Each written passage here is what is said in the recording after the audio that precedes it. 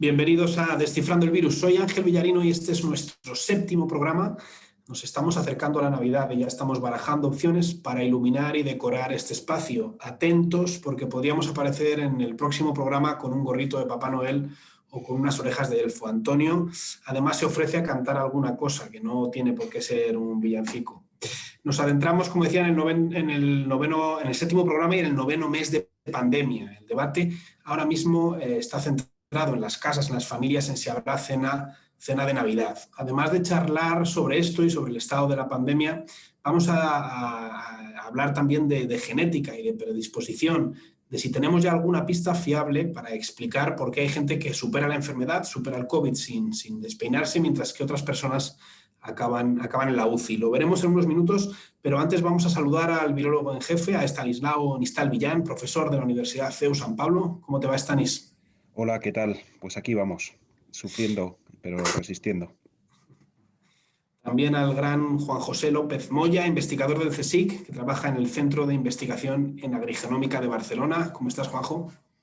Muy bien, y para el día de Navidad os puedo traer un cagatío que es muy típico de aquí y es muy divertido. Perfecto. Y por supuesto, Antonio Villarreal, periodista científico del Confidencial. ¿Cómo lleva la semana, Antonio? ¿Tienes pensada la canción ya? Estupendo, todavía le estoy dando vueltas, pero vamos hilándola. Buenas tardes a todos. Nuestro invitado de hoy es Luis Montoliu, investigador del Centro Nacional de Biotecnología del CSIC y divulgador habitual en temas tan interesantes y complejos como, por ejemplo, la genética. Yo recuerdo haber hablado contigo, Luis, hace unos meses, un año y pico, cuando estaba precisamente elaborando un reportaje que tenía que ver con la genética, y Antonio, a quien le pregunté con quién podría hablar para que me pudiese dar claves fiables sobre este tema, me recomendó hablar contigo, me dio tu teléfono y estuvimos charlando un buen rato, lo cual no te agradecí suficiente en su día, te lo agradezco ahora. Muy bien. Un placer tenerte entre nosotros, Luis. Gracias a vosotros por la invitación. Venga, vamos. Si no se me olvida nada, empezamos.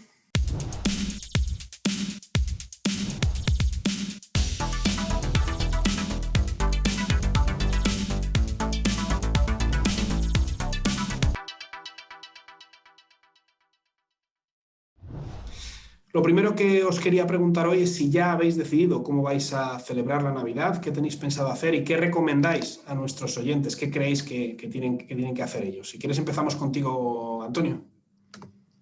Bueno, yo creo que todo el mundo está, digamos, poseído por eso que se ha dado en llamar la regla del 6, ¿no? Que ya hemos visto en varios países europeos, como Francia o Reino Unido, que es, bueno, básicamente planear no hacer cenas superiores a 6 miembros. Esto puede ser contraproducente a veces. Hay mucho debate porque parece que cuando eres ya 6 o menos, estás de alguna forma como protegido del virus, cuando esto no es así. Y la gente está un poco dándole vueltas a esa idea, ¿no?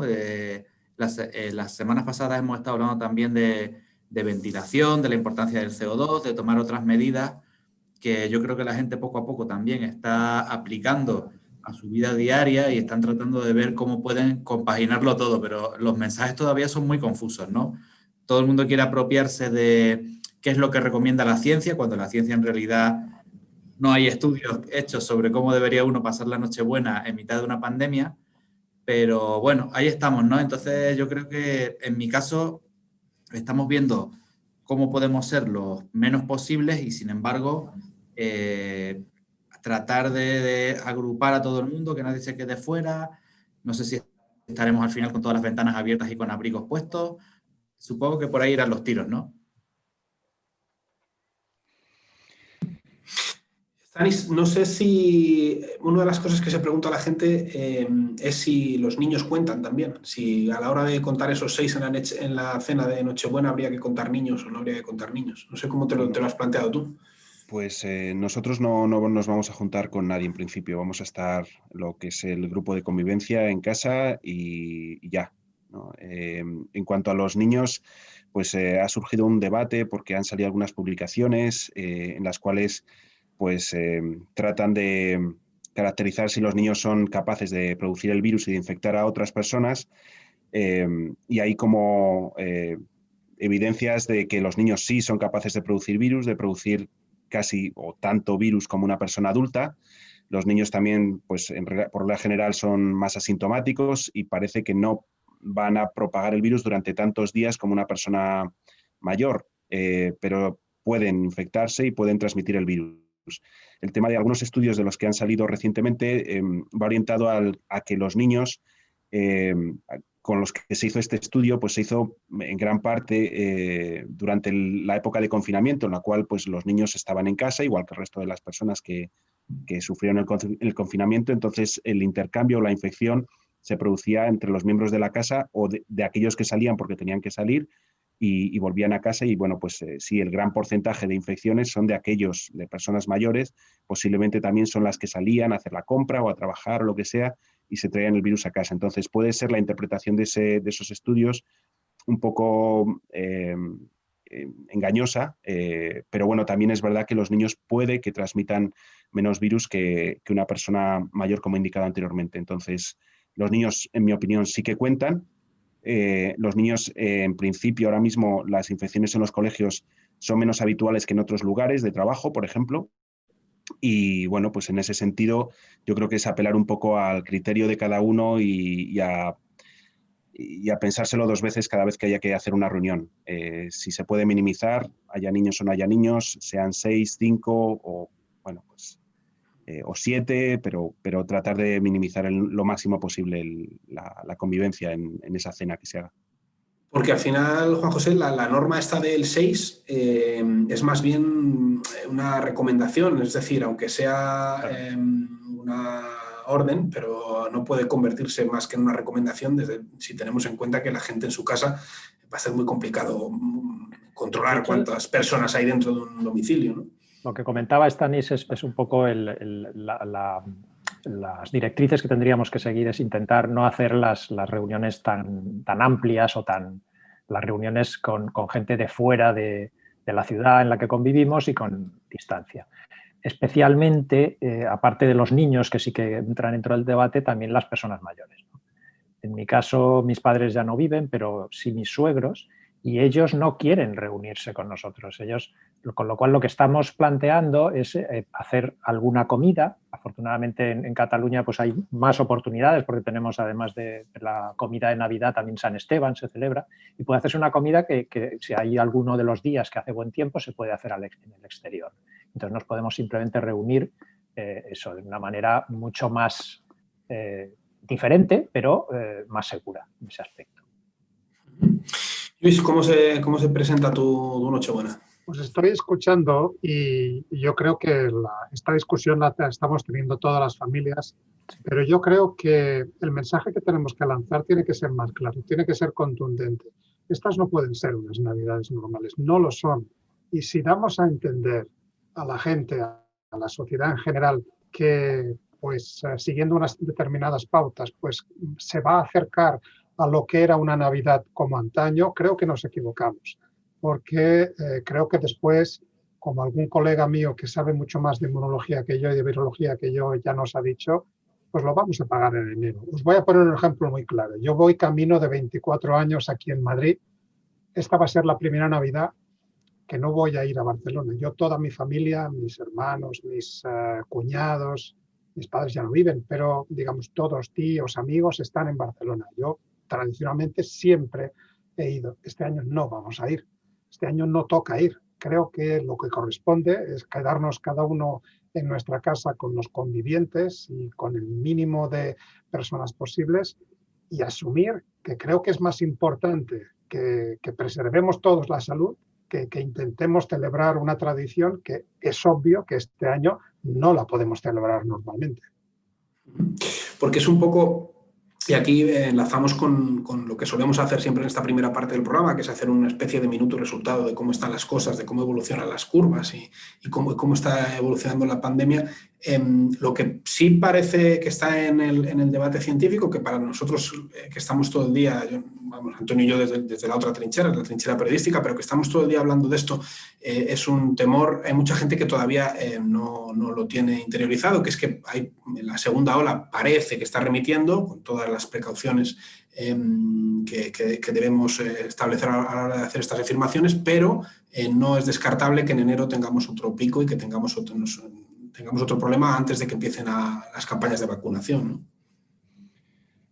Bueno, yo si queréis comento, yo tengo la suerte, el privilegio de tener un grupo relativamente grande, somos 14 personas, y estaba diciendo anteriormente que de estas 14 personas yo ya llevo 4 positivos. O sea, hay 4 personas que en diferentes momentos, por sus actividades extraprofesionales, en su vida diaria, pues se han contagiado. Y bueno, pues hemos tenido que actuar en consecuencia. Las personas que habían estado inmediatamente en contacto, ponerse en cuarentena, una serie de test. Esto, pues os imagináis logísticamente el descalabro que esto supone, hacerse diferentes test, 2 test negativos consecutivos para volver al trabajo, etcétera. Con lo cual yo creo que nosotros lo tenemos clarísimo y toda la gente que está aquí directamente a mi alrededor pues lo ha visto, saben, y afortunadamente en ninguno de los casos han sido siempre gente joven, pues han sido o bien asintomáticos o han tenido unas febrículas relativamente leves, ¿no?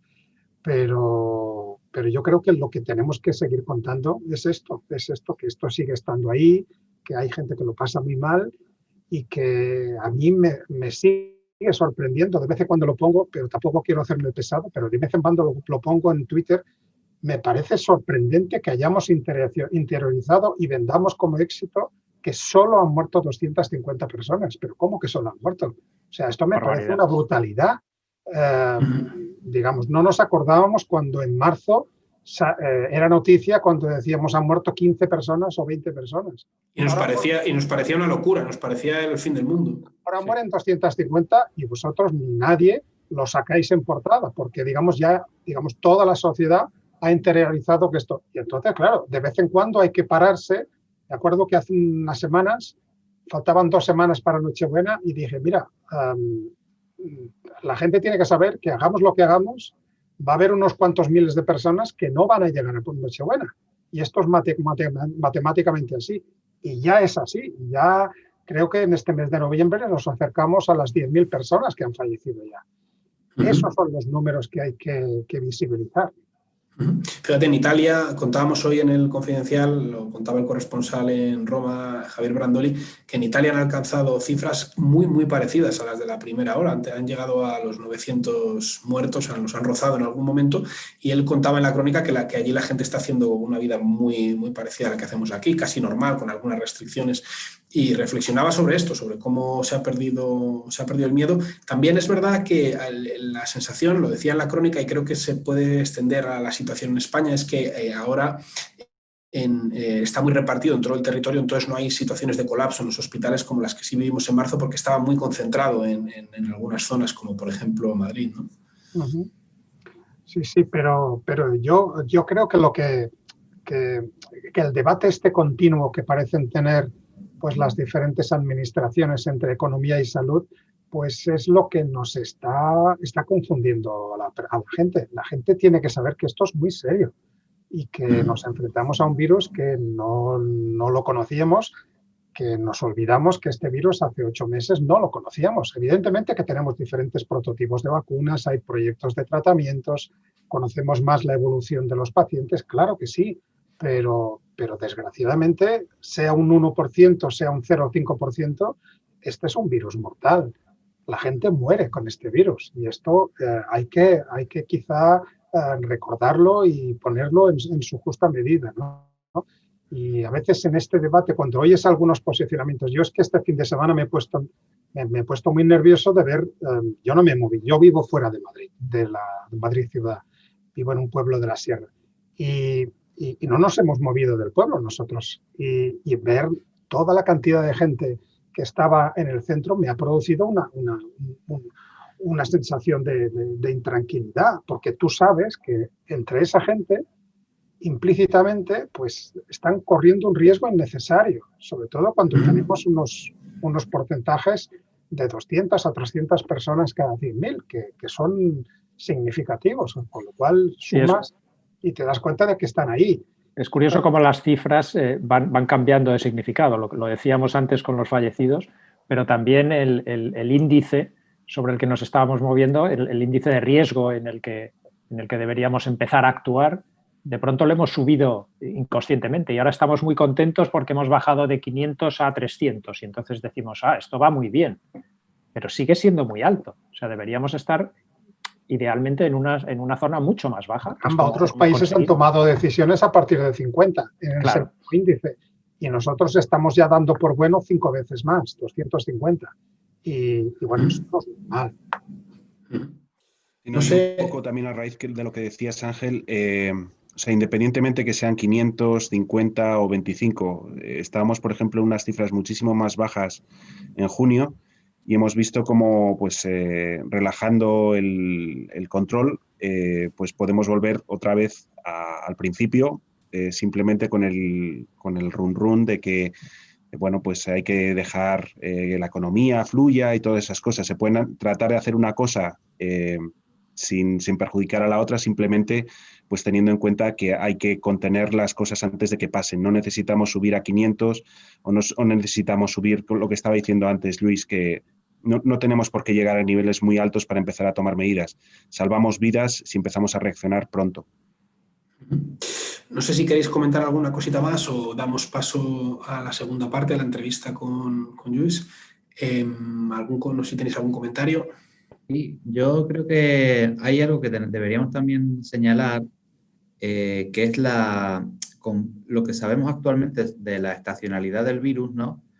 Y qué pasa con este tipo de virus es que precisamente en enero y en febrero es cuando tienen, digamos, su sweet spot, ¿no? Que dicen, ¿no? Que es como las condiciones en las que es más fácil que se extienda y todo eso. O sea, que lo de enero no es simplemente como una reprimenda, os habéis portado mal, lo que decía Lluís, os habéis portado mal, pues en enero tomaré, sino que a la vuelta de las Navidades es precisamente cuando el virus, digamos, se puede extender de una forma más sencilla, ¿no? Y donde pues hace frío, estamos todos dentro, etcétera, y puede haber otra vez eventos de supercontagio como los que hubo en marzo, en sitios cuando incluso... se dan las condiciones óptimas para esa diseminación. Estoy de acuerdo contigo, Antonio. Y eso, es importante también que la gente sepa eso, ¿no? Que entramos en un terreno muy favorable para la expansión, con lo cual merece la pena guardar un poco más de lo que sería conveniente. Todos estamos cansados, está esa fatiga, entiendes también a la gente que quiere salir y encontrarse con sus familiares y con sus amigos, evidentemente, todos somos humanos, pero es eso, ¿no? Que la gente también tiene que saber que entramos en un terreno muy favorable para los supercontagios y para este tipo de cosas, y por eso tenemos que extremar mucho las precauciones. De hecho, la temporada de gripe empieza... ¿Qué mes empieza? Empieza justo con la... Ahora. Eso es. Ya estamos, sí. El inicio de los casos suele empezar ahora un poco antes de Navidad. Pero el pico sí que es justo en las épocas que dice, en los meses que dice Antonio, ¿no? Eso es, sí, prácticamente hasta la semana 20 del año. ¿Os habéis vacunado ya? Yo lo he intentado, pero no me he podido vacunar. Pues tenéis que apuntaros. Yo me apunté, pero no hay. Me han dicho que no hay, que primero población de riesgo y que como no estoy en la población de riesgo. Una noticia muy agradable cuando me he ido a vacunar, porque me han puesto la vacuna de Sanofi tetravalente, mientras que para la gente mayor usan una trivalente con adyuvante. Y a mí me han puesto la que no necesitan los mayores, lo cual es una buena noticia, ¿no? Aquí baños, todavía en edad de merecer, ¿no? Pues yo no he conseguido vacunarme yo ni a nadie de mi núcleo familiar. Y no sé si en algunas clínicas privadas sí que están vacunando, pero desde luego en mi ambulatorio me han dicho que no... De hecho, tenía cita para una de las niñas y le dijeron que cuando acudió a la cita le dijeron que no le iban a poner la vacuna porque hacía falta para gente que lo necesitaba más que ella. O sea que no está llegando a todos los sitios. Uh-huh. Si os parece, empezamos ya con el segundo bloque, Lluís. Yo te quería preguntar sobre un tema que entronca con lo que hablamos en su día y que a mí me apasiona. Se ha teorizado mucho en estos meses sobre los factores genéticos que disparan el riesgo, ¿no? Y lo que decíamos antes, que la misma infección para algunos tiene apenas síntomas y para otras personas acaba en la UCI. Y hemos leído un montón de hipótesis, algunas me da la sensación de que son bastante arriesgadas, algunas de las que hemos leído. No sé si se ha llegado a alguna conclusión sólida o hay alguna base sobre la que empezar a debatir sobre esto ya. Lo que hay, y podemos estar seguros, es que probablemente de los mejores genetistas humanos que tenemos en España están involucrados en varios proyectos, en particular en uno financiado por el Instituto de Salud Carlos III, que lidera Ángel Carracero desde Santiago de Compostela junto a Pablo Lapuncina, genetista del Hospital La Paz de Madrid, y con un montón de otros genetistas de otros hospitales. Ellos creo que han hecho un proyecto que nos va a permitir obtener las respuestas que tú estás, a las preguntas que tú estás haciendo, porque lo que han hecho es conseguir sumar diferentes cohortes de pacientes de diferentes hospitales y categorizarlos entre graves, los que han tenido un seguimiento de la COVID relativamente leve, los que finalmente han necesitado pues, UCI, desgraciadamente aquellos que habiendo pasado por UCI pues, han fallecido, pero se tenían muestras de ellos. Y esto, pues si se hace un análisis global del genoma y se ven pues, cuáles son los determinantes, pues lo que nos va a permitir saber es por qué hay personas que parecen ser más resistentes y personas que parecen ser más sensibles. Esto que nos ocurre con este coronavirus realmente ocurre prácticamente con cualquier otro patógeno, cualquier otra enfermedad. Afortunadamente somos genéticamente diversos, aunque solamente tengamos 20.000 genes, en realidad tenemos 20.000 por 2, ¿no? Tenemos 2 alelos, 2 copias de cada uno de los genes, el que heredamos del padre y el de la madre. Esto nos da una combinatoria excepcional. Y esto hace que los virus, que necesariamente utilizan pues, parte de la maquinaria celular nuestra para replicarse, pues encuentren más favorable hacerlo en determinadas personas que en otras. Y eso va a ser lo que vamos a poder descubrir. Yo creo que necesitamos tiempo, la ciencia tiene sus procedimientos, hay que ir con tranquilidad y yo sería bastante escéptico y cauto de discutir propuestas que se han oído, entiendo que es a las que te referías, que están basadas en relativamente pocos casos. Creo que el poder de la genética masiva, de los análisis genómicos sistemáticos, se va a ver cuando se analice esto sobre miles de personas. Y desgraciadamente, si algo no nos sobra aquí en España durante estos 8 meses de pandemia, son casos. Y hay miles de casos para poder analizar. Perdón. Sí, no, os iba a invitar a hacer la siguiente pregunta. Luis, a mí una cosa que siempre me ha llamado la atención el tema de la evolución y cómo, pues, si puede haber alguna marca o alguna, pues, se ha comentado el tema de los neandertales y si los genes de los neandertales son los que están influyendo en una patología más severa, pero no yendo a eso, sino el hecho de que si puede haber alguna diferencia, por ejemplo, evolutiva en lo que pues, serían poblaciones del norte de Europa en comparación, por ejemplo, con poblaciones subtropicales, en cuanto a genes que estén seleccionados en una zona evolutivamente, pues a un grupo poblacional o a otros, y si eso podría tener una influencia en las pandemias.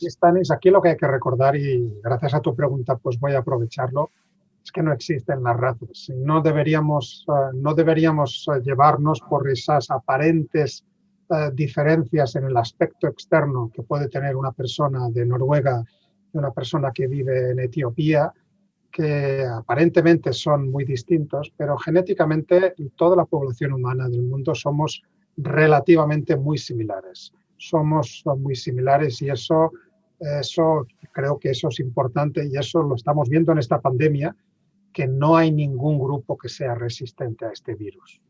Habrá diferencias, pero las diferencias tendrán que ver más con pequeñas variaciones genéticas. Hay que recordar que los virus, que frecuentemente discutimos si son vivos o no, en realidad necesitan siempre de células a las que infectar para completar su ciclo y replicarse. Entonces, digamos, evolutivamente, es un poco raro decir que los virus anticipan, no anticipan nada, simplemente digamos, prueban diferentes estrategias, y las que son las adecuadas son las que entran, por ejemplo, en células a través de receptores de los cuales el huésped no puede prescindir. Y eso es muy importante. Si los virus entraran por alguna proteína de estas del exterior de la membrana que fuera relativamente accesoria, pues seguro que habría entre la población pues, mutaciones fortuitas que harían que pues, la aparición de personas resistentes sería mucho más frecuente. Pero fijaros que este virus utiliza un receptor AC2 que está involucrado, entre otras muchas razones, en el control de la presión sanguínea y otros muchos factores, del cual no podemos prescindir. Y el virus esto implícitamente lo sabe que no podemos prescindir de este receptor y por eso triunfa y por eso es un prodigio. Desde el punto de vista biológico, este virus es un prodigio. Lo mismo pasa con el virus de la inmunodeficiencia adquirida, causante del SIDA, que utiliza un receptor que es un regulador del sistema inmunitario, el CCR5, ¿no? Que muy alegremente se ha dicho del cual podemos prescindir. No podemos prescindir de estos genes porque son esenciales y de hecho en esto se basa el éxito de estos virus. Y también de alguna manera el éxito de las terapias, porque precisamente has mencionado el SIDA y esta semana se celebra el Día Mundial de la Lucha contra el SIDA. Y ahora mismo, pues todos los que tenemos una edad recordamos que en su momento fue una pandemia que era una sentencia de muerte. La persona que se infectaba no tenía prácticamente escapatoria. Y ahora se ha convertido en una enfermedad crónica, que prácticamente, bueno, sin los enfermos que lo adquieren actualmente, pues con una medicación de por vida, eso sí, pero hacen una vida normal. Pero fíjate que para el virus del SIDA, y sin necesidad de irnos al SIDA, y si nos referimos al virus de la hepatitis C, que a principios de octubre fue galardonado con el premio Nobel, sus descubridores, el virus de la hepatitis C tenemos unos tratamientos estupendos. Y para el virus del SIDA también, pero para ninguno de los dos tenemos vacuna. Estamos dando, por cierto, y no quisiera ser un aguafiestas, de que las vacunas estas del coronavirus, que parecen que están funcionando muy bien, pues van a realmente ser efectivas a nivel poblacional. Pero hay que recordar que no hay que desdeñar y no hay que olvidar el esfuerzo investigador en tratamientos. Porque de una de las dos maneras podemos luchar contra el virus. Tratamientos para las personas afectadas y vacunas para las personas sanas, para prevenir su infección. Pero no es inmediato, ni automático, ni es universal que para todos los virus vayamos a poder obtener vacunas. Ni que se puedan distribuir las vacunas adecuadamente para proteger a una población. Estamos hablando de todo el mundo.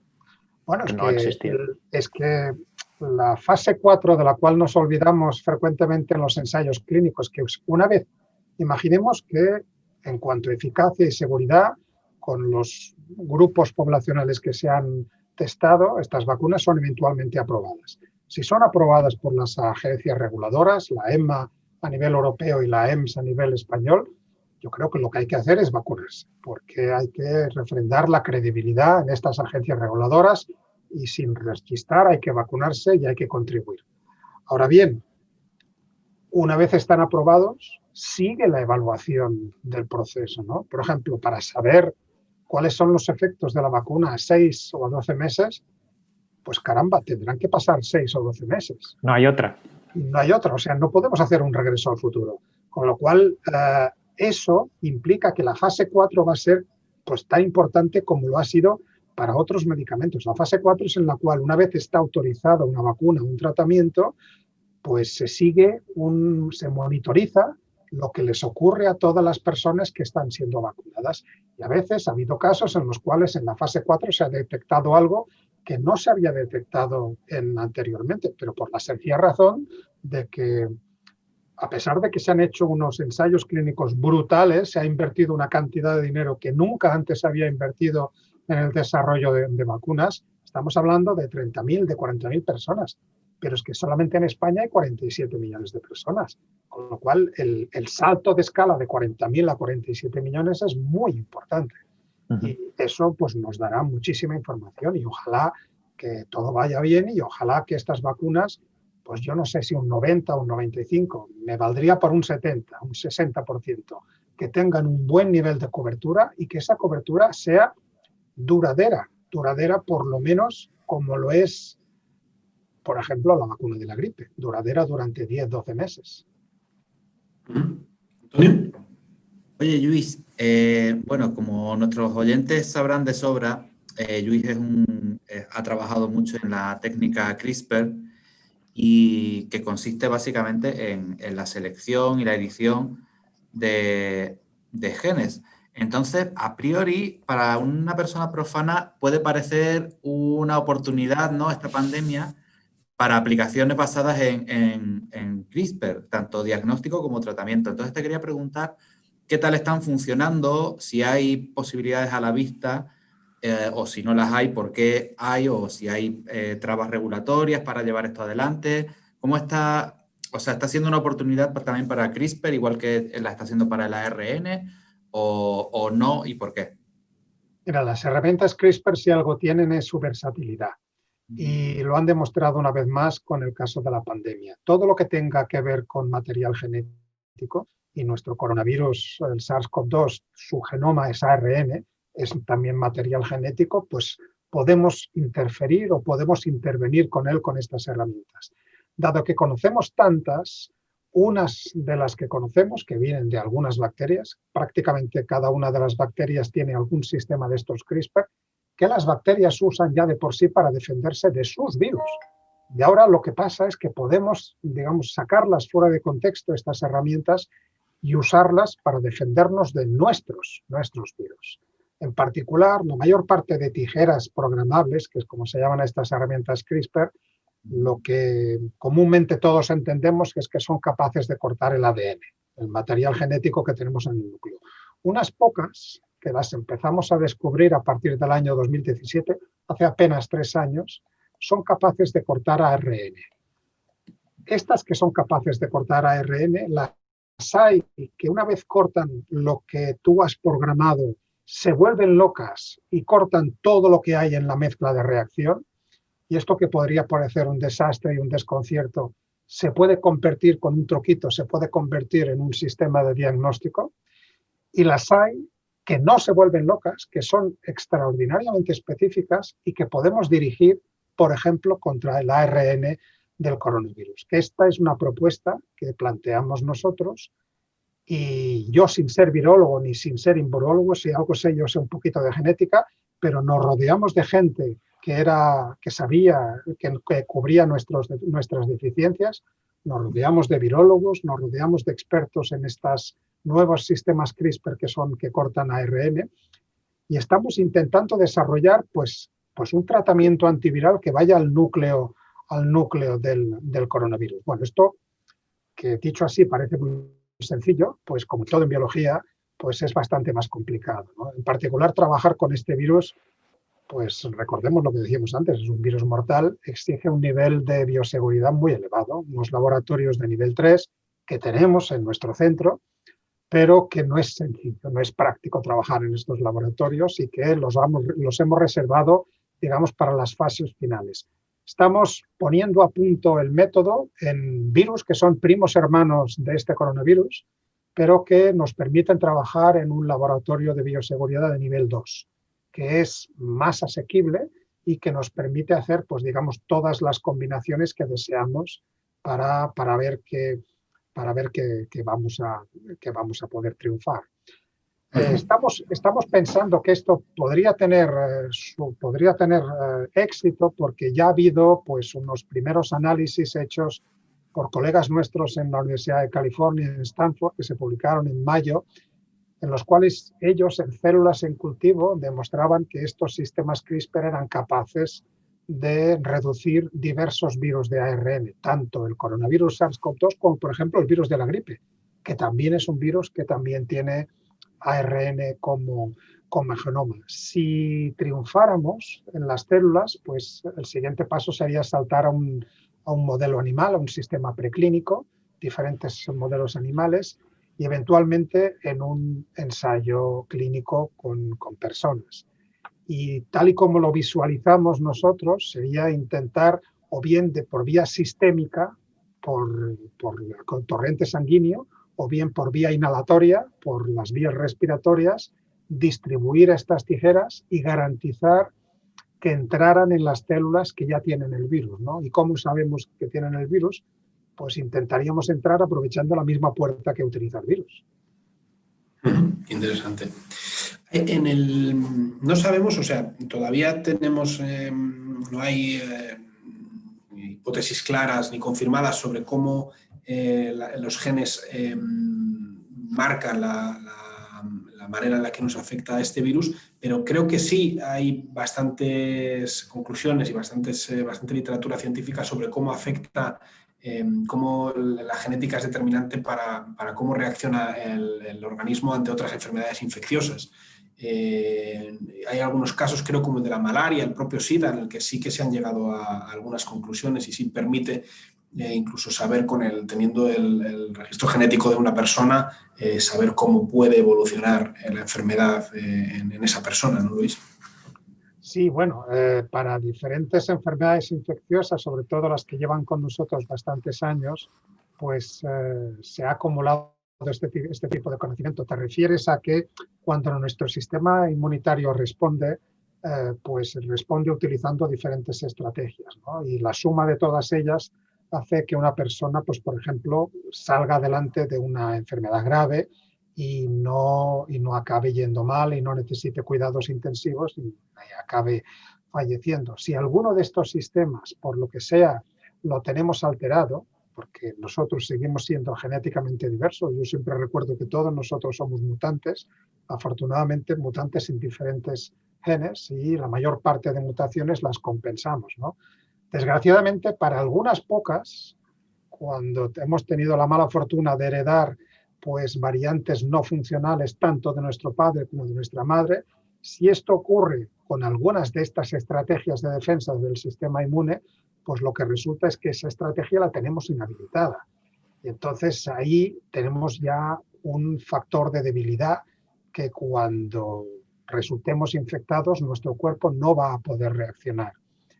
A veces no es tan solo que no seamos capaces de reaccionar, sino que no somos capaces de regular este sistema inmune. Las respuestas exacerbadas pueden llegar a ser incluso más contraproducentes que las no respuestas, sobre todo cuando el cuerpo reacciona de forma desproporcionada ante una infección y, desgraciadamente, como estamos viendo también en algunos casos de COVID, las personas acaban falleciendo pues por esta respuesta inmune desproporcionada.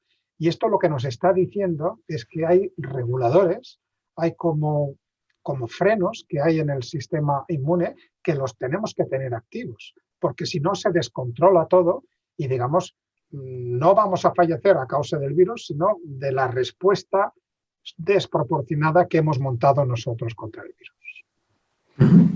No, en este sentido,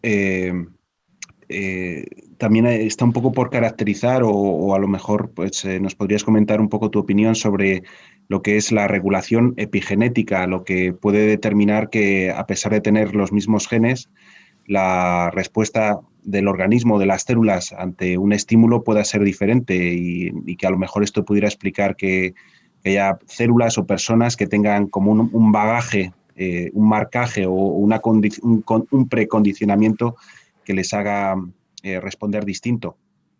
Bueno, nosotros somos lo que somos debido a lo que heredamos y debido a lo que comemos, ¿no? Lo que en inglés hablan de la herencia y la comida, ¿no? Eso quiere decir que dos hermanos gemelos monocigóticos, sobre el papel genéticamente idénticos, pero expuestos a diferentes medios ambientes, pues irán acumulando diferentes mutaciones a lo largo de su vida. Y esas mutaciones pueden ser muy evidentes o pueden ser muy sutiles y que afecten a la función de algunos de estos genes. Y estas marcas epigenéticas, que lo que hacen es que, a pesar de tener la misma secuencia, el gen a veces funciona de forma desproporcionada o a veces funciona menos de lo que debería funcionar, pues acaban resultando en estas variaciones. Acaban resultando en que no todo el mundo va a responder igual ante esta enfermedad o ante esta infección. Juanjo. Sí, bueno, tenemos una pregunta que hacemos siempre, que es ¿cómo empezaste en ciencia? ¿Qué es lo que te enganchó de esta actividad para dedicarte a ella profesionalmente? Bueno, pues yo he querido hacer lo que hago desde siempre, ¿no? Desde que tengo memoria, ¿no? Y por ahí lo he contado alguna vez y os lo cuento también a vosotros. Mi abuelo era de un pueblo de la franja entre Huesca y Lérida, donde se chapurrea el catalán castellano, y era de la comarca de la Litera, el pueblo se llama el Campell, y la casa de mi abuelo estaba al lado de una carnicería. Y cuando yo tenía entre 8, 9, 10 años, el carnicero, que era amigo de la familia, me llamaba a las 6, a las 7 de la mañana, me despertaba para que le ayudara, entre comillas, imagínate en lo que podía ayudar yo, a hacer la matanza del cordero que mataba. Y mataba un cordero al día, que en los días siguientes pondría a la venta despiezado, ¿no? Y para mí esto era un arte. Y yo no me estaba dando cuenta, pero eso era una lección de anatomía.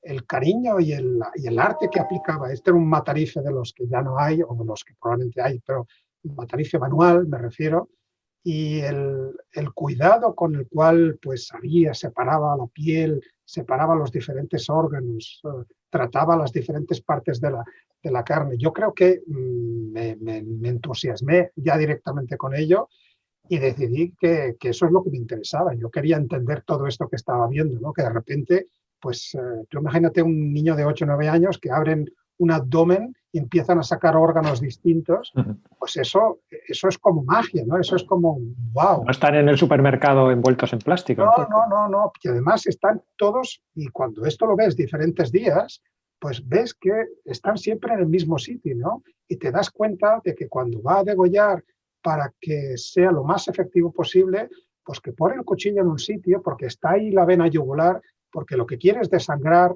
al cordero de la forma más rápida posible. Probablemente esto fuera ilegal ahora y probablemente si hubiera alguien que estuviera haciendo eso, pues lo denunciarían por, yo qué sé, por contaminar. Delante de niños, además. Pero esto fue lo que realmente fue. Y ya cuando en primaria alguien me empezó a hablar de genética, dije, bueno, ni las dos cosas, digo, yo me quiero dedicar a la biología y dentro de la biología a la genética. Y a veces los sueños se cumplen. Y he acabado siendo biólogo y dedicándome a la genética. Yo, digamos, yo soy feliz. ¿Cuántas vocaciones científicas frustradas desde que ya no se asesinan corderos en la plaza del pueblo, verdad? No. Yo entiendo que mi historia es un poco friki, es un poco gore, si queréis. No, está muy bien. Pero esta es la... Hay que sacarle la punta, que es el cómo despertar. Es súper gráfica, está muy bien. No, cómo despertar la curiosidad en los niños. Además es que una de las cosas que yo ayudaba, y imaginaros, era el despellejar a un cordero, el quitarle la piel a un cordero, se le hacía un pequeño corte en una de las patas y se levantaba un poco la piel y entonces se soplaba, se insuflaba aire para que se fuera despegando la piel, lo que era la piel del resto del cuerpo, y después se abría como un libro. Para mí era un arte eso. ¿Antonio? Yo tenía una pregunta que me encantaría que me la respondierais los tres, aparte de Lluís. Fijaros, el otro día me escribió un contacto que conozco, que es virólogo. Él también tiene una empresa y él me decía que estaba desarrollando un test para saber a quién habría que vacunar. Porque, claro, él decía, no basta simplemente con decir he pasado la infección, porque hay gente que a lo mejor no lo sabe. Y entonces él decía que estaba trabajando en un test que aunque tú no tuvieras anticuerpos ya, porque pasaste la infección hace mucho tiempo, esto podría determinar que tú de alguna forma ya la habrías pasado y serías capaz de generar respuesta, con lo cual estarías, digamos, más atrás en la fila de gente y se podrían administrar mejor los recursos y tal. Y yo, no sé, así de primeras, no sé, él me dijo células beta, tal y cual, pero dije, ¿esto será realmente posible o es simplemente que él quiere aprovechar la coyuntura para colocar un test. ¿Cómo veis este tema? Bueno, yo brevemente, y luego os doy paso. La respuesta que hacemos nosotros inmunitaria frente a este virus y frente a otros es de dos tipos. Es una respuesta humoral, anticuerpos. Los primeros test rápidos que salieron pues, antes del verano, acordaros que eran test séricos, que lo que nos miraban era la presencia de anticuerpos anti el virus. Sí. Luego nos dimos cuenta que además de la inmunidad humoral tenemos la inmunidad celular, que esa es más difícil de mirar y que esa hay que utilizar pues toda una batería de herramientas, hay que extraer sangre del paciente y implica una serie de procesamientos. Creo que las dos cosas son importantes y yo no sé si esta persona a la cual te refieres pues tiene pensado hacer esto de forma sistemática. Lo que estamos viendo es que yo solamente me tengo que referir a ejemplos que tengo de mi laboratorio. Hace 3 o 4 semanas, uno de los últimos chicos que fue positivo, a los pocos días el test de anticuerpos le salía negativo, con lo cual, digamos, había perdido todos sus anticuerpos posibles. No sabemos de su respuesta celular, pero había perdido, con lo cual él sería, pues probablemente, de nuevo candidato para recibir la vacuna. Aquí lo importante de las vacunas, que eso es lo que están repitiendo mis compañeros virólogos, es que abramos un poquito el foco, pongamos luces largas y miremos durante cuánto tiempo van a protegernos estas vacunas. Y esto no lo vamos a saber hasta que no pase ese tiempo. Claro. Y eso es crucial, eso es lo más importante. Claro, es que no nos olvidemos eso de que hay enfermedades como la gripe de la que nos tenemos que revacunar. Y no es, en fin, no es una cosa tan extraña. Es por la variabilidad. O sea, también sabemos que el coronavirus en principio no va a tener esa variabilidad, pero a lo mejor tiene otras maneras de escapar y por lo tanto no sabemos si la inmunidad que nos confiere la vacuna va a durar mucho. Por lo tanto, el tiempo es necesario simplemente. Y sobre ese sentido hay vacunas que sí que protegen para toda la vida durante muchos años. O sea, es la gran pregunta. Pero en relación con lo que estabas comentando, Antonio, en relación también a lo que comentaba Luis, a ver, una cosa es lo que nos está midiendo los anticuerpos, o sea, los test de anticuerpos van a mirar o están tratando de detectar unos epítopos muy concretos, y otra cosa son todos los anticuerpos que estamos generando cuando pasamos una infección, ¿vale? Cuando estamos usando los test, estamos usando muy pocos, estamos tratando de detectar anticuerpos, unos anticuerpos muy concretos, pero se van a producir muchos más anticuerpos que estos que estamos detectando. Esto por un lado. En segundo lugar, sí que es verdad que los anticuerpos pueden decrecer en el tiempo, como hemos hablado en otros programas, como hemos hablado Antonio en alguna ocasión, pero también es verdad que aunque bajen los anticuerpos, una vez que hemos pasado las infecciones, vamos a tener células de memoria, ¿vale? Tanto células B como células T de memoria. Y en este sentido, pues aunque los anticuerpos que podamos tener en un determinado momento no sean suficientes como para contener la entrada de un virus, sí que pueden ser suficientes como las células que son capaces de producir esos anticuerpos como para ser capaces de reestimularse y volver a producir los anticuerpos nuevamente, ¿no? O la defensa T nuevamente, reactivándola. En este sentido, cuando hemos pasado la infección, en general, puede que haya casos excepcionales que no sea así, pero en general vamos a tener inmunidad. No va a ser o puede ser inmunidad completa o inmunidad parcial, pero vamos a tener la capacidad, tenemos algo de memoria frente a esa nueva infección. La pregunta de que si sería prioritario detectar a aquellas personas que tienen inmunidad o no, si usásemos los kits de anticuerpos que ahora mismo, de detección de anticuerpos que ahora mismo se están usando, pues evidentemente a lo mejor nos quedaríamos muy cortos y muchas personas que tendrían algo de inmunidad no serían diagnosticadas de esta manera. Otra pregunta es ¿por qué o si necesitaríamos vacunar a aquellas personas que han pasado la enfermedad?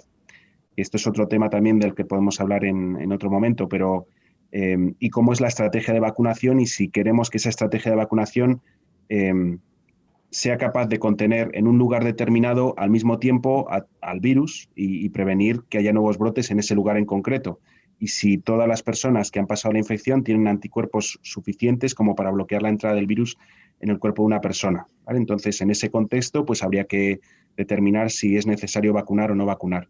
En cuanto al detectar si una persona ha pasado la inmunidad, o si tiene inmunidad, perdón, si ha pasado el virus o tiene inmunidad frente al virus, es interesante desde el punto de vista por ejemplo, ahora mismo se está hablando de los 15 grupos, ¿no? De distintos grupos y quién tiene prioridad, más o menos prioridad. Y bueno, pues podría tener un interés en este sentido si hubiera realmente una escasez muy grande de vacunas y bueno, pues hubiera que dar prioridad. Pero si no, pues yo no conozco del plan de empresa o cómo quieren hacer eso, pero bueno, pues en ese contexto es donde lo afrontaría.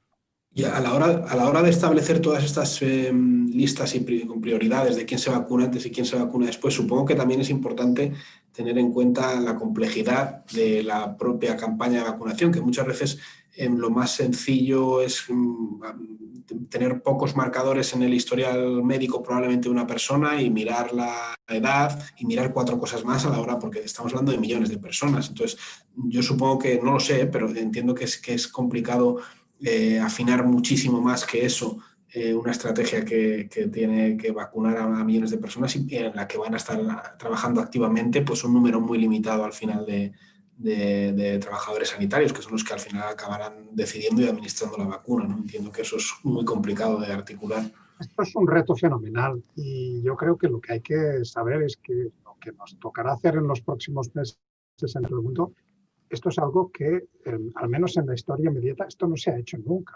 El vacunar de forma masiva a toda la población no se ha hecho nunca. Evidentemente, cuando se han ido descubriendo diferentes vacunas, polio, la rabia, el sarampión, etcétera, se han empezado campañas vacunales a las cuales se han ido sumando paulatinamente los diferentes países. Pero aquí estamos diciendo que al día cero todos los países quieren ya ser vacunados.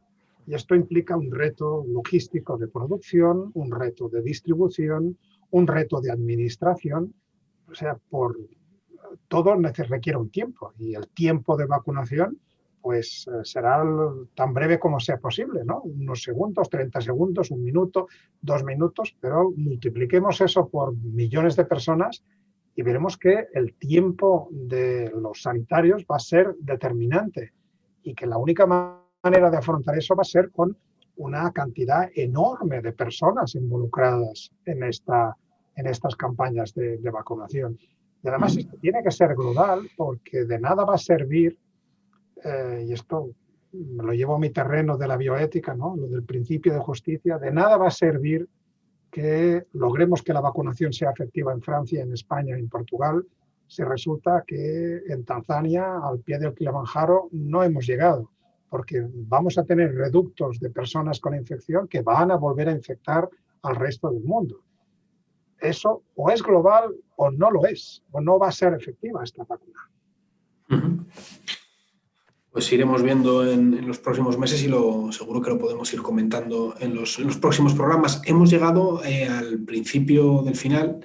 Si nos están escuchando en una plataforma podcast, nos despedimos ya agradeciéndoles su atención y recordándoles que si lo desean, la última parte del programa, la que vamos a hacer a partir de ahora, el paper de Stanis, lo pueden seguir en YouTube. Y a quienes aquí seguimos, los dejo en tus manos, Stanis, con el paper que nos hayas preparado esta quincena.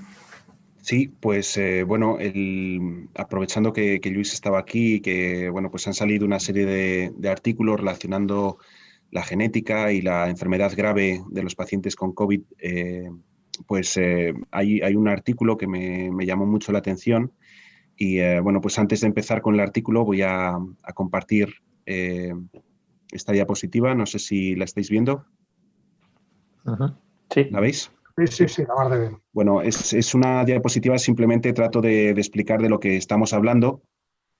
El artículo del que vamos a hablar habla de la presencia de anticuerpos que en vez de desarrollarse en la persona infectada frente al virus, se desarrollan frente a una sustancia que se llama interferón.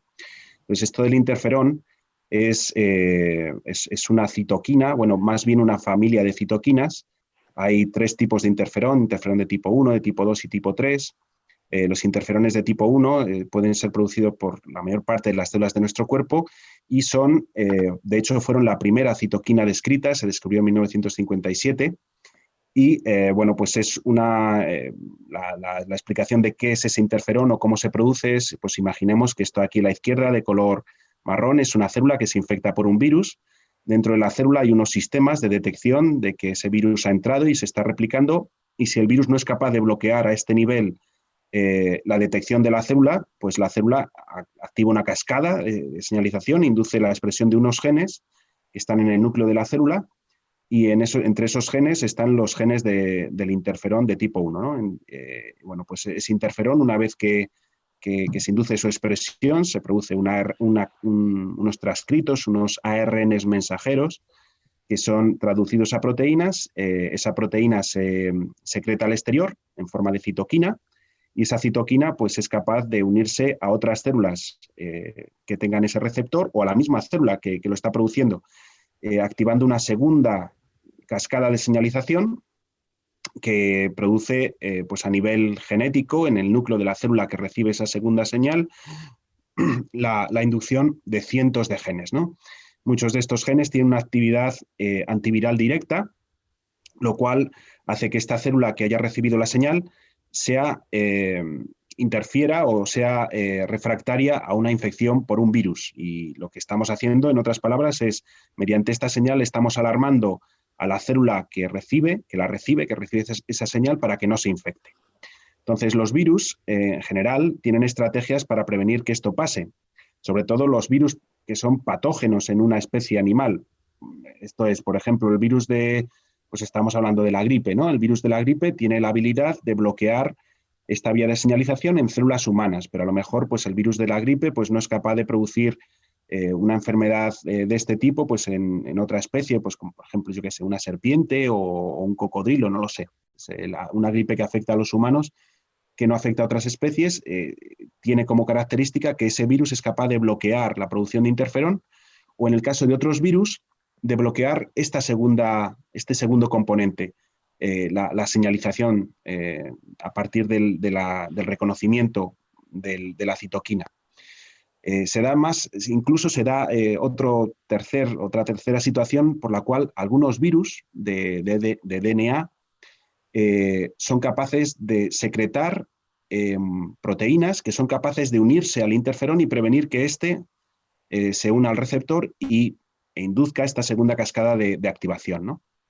Bueno, pues estas son estrategias que usan los virus para, en su propio beneficio, cuando son capaces de bloquear este interferón, son capaces de ganar tiempo, de replicarse, de que nadie les bloquee su replicación, y de esa manera pues salir de la célula infectada, replicarse dentro de la célula infectada, salir de ella y lograr infectar a otras células, o salir del individuo e infectar a otra persona o a otro animal, ¿no?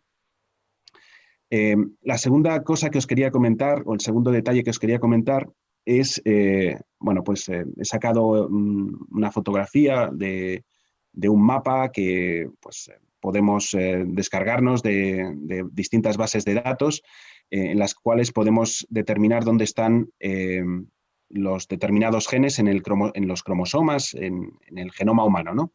Y en este caso concreto, pues el artículo del que vamos a hablar hoy no es solamente de un tipo de interferón, sino pues de una familia de genes que se llaman los interferones de tipo 1. Los interferones de tipo 1 en el cromosoma humano están en el cromosoma humano 9, en el caso de los ratones está en el cromosoma 4, y se da la característica de que la mayoría de los genes de interferón de tipo 1 están en la misma región, en el mismo clúster que se denomina, ¿no?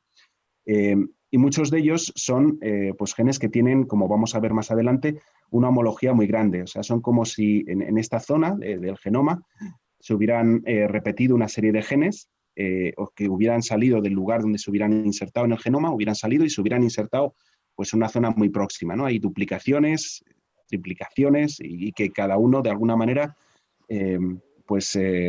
tuvo diferencias o tiene diferencias muy pequeñitas, pero muy sutiles, pero diferencias al fin y al cabo con respecto a otros genes de interferón, ¿no? Pero todos ellos, como digo, están en esta zona, en una zona muy concreta del cromosoma 9. Y bueno, pues en este sentido, vamos ahora al artículo. El artículo que vamos a presentar hoy es un artículo que tiene un compañero, del cual no vamos a hablar, y de lo que trata es qué características tienen algunas de las personas que se infectan con el SARS-CoV-2 y que desarrollan una patología muy grave. ¿Qué características pueden tener estas personas que les hagan más susceptibles y que sean distintas de su condición física, pues, o de su edad, por ejemplo? Sabemos que la edad es un condicionante que es uno de los factores que puede determinar el agravamiento de la enfermedad. Sabemos también que otras patologías de base, pues la diabetes, la hipertensión, pues también condicionan a tener un agravamiento de la enfermedad. Y estos dos artículos que ha publicado el grupo que ha sacado este artículo, pues en uno habla de las deficiencias genéticas que puede haber en algunas personas en los genes que codifican las proteínas de esas vías de señalización que he comentado anteriormente. Esos genes se han descrito para otras enfermedades y hacen que ciertas personas sean susceptibles a determinadas infecciones y que lo pasen peor, que desarrollen una enfermedad y en algunos casos pues que tengan una mayor probabilidad de morir. Además de esto, una cosa sorprendente que encontraron estos investigadores es que en algunas personas se da la casualidad de que esas mismas personas producen anticuerpos que no están hechos para neutralizar al virus, sino para neutralizar al interferón de tipo 1, ¿no? Y bueno, pues de lo que va el artículo es de la caracterización de esos pacientes y de esos anticuerpos que producen. Y bueno, pues un poco tratar de explicar o de asociar el por qué puede parecer esto, que es una pregunta que al final queda un poco en el aire, ¿no? Bueno, en este sentido, lo que comenta en el artículo es que en torno al 10% de los pacientes que ellos han analizado que desarrollan COVID grave tienen autoanticuerpos frente a dos tipos de interferón de tipo 1, que son los que analizan inicialmente, que son el interferón alfa 2 y el interferón omega. Digo que analizan inicialmente porque posteriormente lo que de alguna manera, no voy a entrar a ello en detalle, pero de lo que se dan cuenta es que los mismos pacientes que desarrollan autoanticuerpos frente a ese interferón para neutralizar al interferón, pues de alguna manera también tienen esos mismos anticuerpos o otros parecidos que se desarrollan al mismo tiempo, son capaces de neutralizar el resto de los interferones de tipo 1 o al menos el resto de los interferones alfa, que hay 13 distintos, ¿no? Y bueno, de lo que va un poco el artículo a partir de aquí es de tratar de caracterizar que realmente estos pacientes que tienen estos anticuerpos en el contexto de la infección, pues no son capaces de desarrollar la respuesta del interferón aguas abajo y de inducir la expresión de todos estos genes que comenté anteriormente en esta segunda célula que recibía a la citoquina a través de los receptores y transmitía esta señal de transmisión que induce la expresión de más de cientos de genes, ¿no? de defensa antiviral. Y de esta manera, pues estos pacientes que no tienen esta defensa o que tienen neutralizada, que se autoneutralizan a sí mismos, autoneutralizan al interferón, pues de alguna manera no están desarrollando esa respuesta secundaria de esos cientos de genes, algunos de los cuales luchan contra el interferón, ¿no? Otra de las cosas que también describen es que si toman el suero de estos pacientes, si sacan sangre de estos pacientes y purifican el suero de estos pacientes, lo que logran es que si de alguna manera hay anticuerpos en esos sueros y los incuban con células a las que luego estimulan con interferón o pudieran estimular, por ejemplo, con el suero de otra persona que no tiene anticuerpos, pero que sí que ha producido interferón, un paciente que sí que esté produciendo interferón, pues esos anticuerpos neutralizan no solamente al paciente, sino son capaces de neutralizar el interferón que les venga de fuera y prevenir que las células reaccionen. Una de las características también que os decía es que los pacientes que desarrollan autoanticuerpos frente al interferón alfa 2, que es un tipo concreto de los 13 distintos tipos de interferones alfa que secretamos, pues como veis en esta gráfica que estoy señalando, prácticamente tienen anticuerpos frente a todos los interferones alfa, ¿no? Y algunos de ellos frente a otros interferones también de tipo 1, como el interferón beta, el interferón kappa o el interferón epsilon. Y bueno, pues de alguna manera se preguntan por qué puede deberse eso y bueno, pues lo que hacen es un análisis de las secuencias de los distintos genes que codifican todos los interferones de tipo 1 y bueno, pues lo que muestra esta gráfica es que hay una gran proximidad, hay una similitud muy, muy grande entre los genes que codifican los 13 distintos tipos de interferón alfa en humanos y que, bueno, pues hay una lejanía en la homología de las secuencias con los otros interferones de tipo 1, como son el interferón beta, el kappa o el épsilon, ¿no?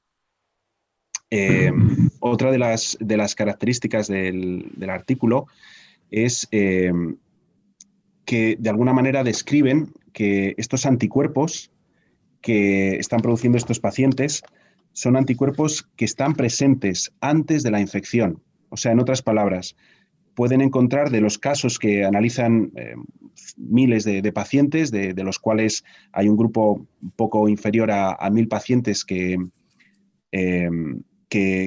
están desarrollando el COVID grave y en torno a 100, 100 y pico son pacientes que tienen autoanticuerpos frente a este interferón, ¿no? Y de alguna manera tratan de ver qué características pueden tener estos pacientes y de algunos de ellos tienen sueros previos que han sacado de estos pacientes porque están en análisis por otras cosas y también lo que se han dado cuenta es que estos pacientes ya antes de haber desarrollado la enfermedad tenían autoanticuerpos, ¿no? Y lo que comenta en el artículo es que esto no es algo muy raro. O sea, estamos hablando de anticuerpos frente al interferón y hay pues al menos 3 situaciones en las que se han descrito que, por ejemplo, cuando hay terapias en las que usan interferón, se pueden llegar a producir anticuerpos antiinterferón, o pacientes, por ejemplo, que desarrollan una enfermedad que se llama el síndrome poliendocrino autoinmune, o APS-1, de tipo 1, bueno, pues son pacientes que tienen una deficiencia génica, una mutación o deficiencias en un gen que se llama AIRE, que es un gen que determina, es un gen que codifica un factor de transcripción, una proteína que regula la expresión de genes o de determinados péptidos, determinados genes en el timo, y de alguna manera es la que condiciona que nosotros no reaccionemos frente a las células de nuestro cuerpo. Que los linfocitos que desarrollamos, que los anticuerpos que desarrollamos, por ejemplo, los linfocitos T que desarrollamos, no reconozcan a proteínas de nuestro propio cuerpo y de esa manera no reaccionemos y no nos matemos a nosotros mismos, ¿no? Pues hay personas que tienen deficiencias en este gen y se han visto que, entre otras cosas, entre otras patologías asociadas, pues tienen también anticuerpos frente al interferón. Y también se han visto, por ejemplo, anticuerpos frente al interferón en pacientes que tienen lupus. Entonces, en ese sentido, pues lo que ven es que, bueno, pues puede haber una condicionante que determine una condicionante genética que pueda determinar que estos pacientes vayan a sufrir una peor patología y que, bueno, pues sería interesante hacer un diagnóstico preliminar para ver si estos pacientes de manera basal pudieran tener estos autoanticuerpos como manera para esperar una peor prognosis y tratar de prevenir o de aplicar ciertas terapias de choque más rápidamente que en otros pacientes, ¿no? Y bueno, finalmente, otra cosa que me llamó mucho la atención es que la casuística de todos los pacientes que están generando autoanticuerpos, pues se da en un 95% en hombres. De todos los casos que analizan, de los 101, 103 que analizan, pues 95 son hombres. 95% de los casos, los que desarrollan anticuerpos frente al interferón de tipo 1 son hombres, ¿no? Y esto es independiente de que haya un condicionante de, pues, como se ha visto a lo largo de la pandemia, pues los hombres tienen una mayor probabilidad de desarrollar una patología grave que las mujeres, ¿no? Por las razones que sean. Pero esto iba más allá, ¿no? Este 95% de los casos, pues va más allá. 95 es el número, ¿no? Sí, pero es que había 103, me parece. O sea, el 12% se está refiriendo a los casos totales, me parece que analizan, pero dentro del grupo de los que desarrollan una patología grave, el 95% son hombres. Perdón, no que desarrollan patología grave, que desarrollan anticuerpos frente al interferón, el 95% de ellos son hombres, ¿vale? Entonces, de alguna manera hay una componente asociada al cromosoma X, al sexo, y que condiciona que estos pacientes pues, produzcan más anticuerpos frente al interferón. Y nada, ese es un poco el comentario, lo que quería compartir con vosotros y bueno, pues vuestras opiniones o tenemos a Entonces, Luis. lo que has comentado es que podría ser un predictor de la evolución de la...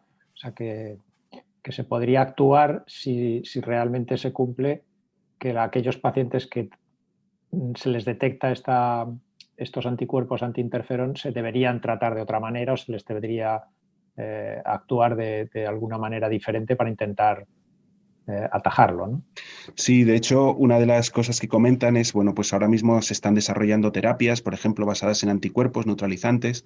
Entonces, si partes de un paciente en el cual conoces que tiene anticuerpos frente al interferón, pues quizá antes de esperar a ver si desarrolla una patología grave o no, pues rápidamente tratar de bloquear el virus y prevenir que llegue esa situación, ¿no? No esperar a que el paciente entre en la segunda semana porque es muy probable que entre, ¿no? No sabemos si Trump tenía anticuerpos, el presidente.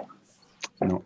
Y otra cosa también que comentan es, bueno, pues estos anticuerpos que encuentran el interferón los encuentran en sangre, en la sangre de los pacientes, en el suero. Y la mayor parte de los anticuerpos que detectan son frente a los interferones de tipo alfa y frente al interferón omega. Sería largo de explicar qué es lo que hace uno, lo que hace otro, pero bueno, básicamente todos tienen función antiviral. Lo que sí que, aprovechando que algunos pacientes o la mayor parte de los pacientes que generan autoanticuerpos frente al interferón lo generan frente a los interferones alfa o omega, pues proponen que a lo mejor una posible terapia podría ser el uso de interferón beta inhalado, o sea, no por vía sistémica, sino inhalado, y que podría ser interesante para contener a ese nivel en situaciones iniciales, antes de que el paciente desarrolle la enfermedad, la enfermedad grave, pues tratar de contener el virus de esa manera, ¿no? Con interferón, pero en estos pacientes que solamente tengan anticuerpos frente a los interferones alfa. Anis, yo creo que este es un artículo que lo has descrito estupendamente, es un artículo potencialmente interesante, pero yo llamaría la atención y la prudencia, sobre todo a no sobreinterpretar el título, ¿no? El título yo lo leo, que está en pantalla ahora, anticuerpos contra interferón de tipo 1 en pacientes con COVID-19 grave. Bueno, la realidad es bien distinta. La realidad es que estos anticuerpos efectivamente solamente los encuentran en pacientes COVID-19 grave, pero no en todos ellos, solamente en un 10% de ellos. Con lo cual están explicando parcialmente o están apuntando a una posible explicación que en el mejor de los casos va a ser válida para el 10%. Seguimos sin saber qué es lo que hace que el 90% restante que no tienen estos anticuerpos también desarrollen la COVID-19, ¿no? Creo que hay que siempre intentar pues, desgajar el título, ¿no? Porque en el título ahí me falta un 10%, ¿no? Claro, si le ponemos un 10% en el título, cae su nivel de interés, pero probablemente aumentaría su nivel de credibilidad. Con el número de autores que tienen, parece que ninguno se leyó el título con espíritu crítico, ¿no? Claro que mira, si me dejáis compartir una cosa que claro, sí. no puedo compartir, no sé si me dejáis. Un segundo. Sí. A ver, ahí va. ¿Puedo compartir ahora? Mira, a ver, Luis. Sí, ya puedo compartir. Mira, si veis esta imagen que ellos mismos han preparado, esta imagen yo creo que resume todo el artículo que has presentado tú. Tenemos una población de asintomáticos de más de 600 personas, en los cuales en ninguno de ellos se encuentran estos anticuerpos, y como no están los anticuerpos, el interferón cumple su labor y las células pueden defenderse del coronavirus. En cambio, en los que van mal, los pacientes que están en cuidados intensivos, que tienen casi 1.000 registrados, en 100 de ellos, o sea, en un 10%, claro, encuentran esos anticuerpos que bloquean el interferón, la célula no es capaz de responder al virus y se infecta y todo se complica bastante. Es importante ver que no hay ninguno de estos que están aquí asintomáticos que tenga anticuerpos, pero tan importante es decir esto como decir que, señores, tenemos un 90% de personas que siguen yendo mal, tan mal como los que tienen anticuerpos, pero que no tienen anticuerpos. Con lo cual, esto explicaría una parte de la historia, una parte pequeña, un 10% de la historia, pero no la totalidad de la historia, lo cual ya nos da idea de que las respuestas que está haciendo nuestro sistema inmunitario frente a este virus, como decía antes, son múltiples y variadas. Y en este caso, pues, estos autores han encontrado el bloqueo de una de estas respuestas en un reducido grupo de personas. Pero bueno, hay que resaltar que esto no es así en la gran mayoría de personas. La gran mayoría de personas siguen sin tener estos anticuerpos. Pues, chicos, muy interesante. Antonio ha tenido que dejarnos por una urgencia y se ha marchado, así que le despido yo ha tenido que irse. Muchas gracias por todo, Luis, por dedicarnos tu tiempo. A los que nos estáis siguiendo, muchas gracias por estar ahí y cuídense mucho, protéjanse y sepan que aquí estaremos dentro de 15 días otra vez. Feliz pandemia a todos. Adiós. Adiós. Chao.